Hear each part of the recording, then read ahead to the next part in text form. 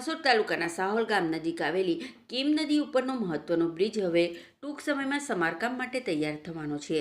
National highway authority દ્વારા આ બ્રિજના સમારકામ માટે સત્તાવાર મંજૂરી આપવામાં આવી છે, જેનાથી સ્થાનિક લોકોમાં રાહતની લાગણી વ્યાપી છે.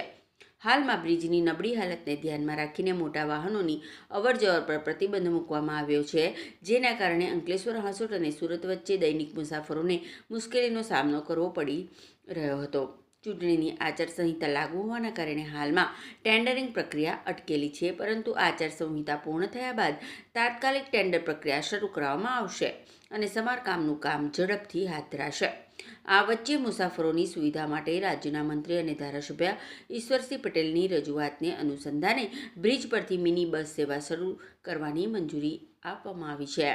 મિની બસ સેવા શરૂ થતાં સ્થાનિક મુસાફરોને મોટા પ્રમાણમાં રાહત મળશે અને રોજિંદા પરિવહન વધુ સરળ બનશે.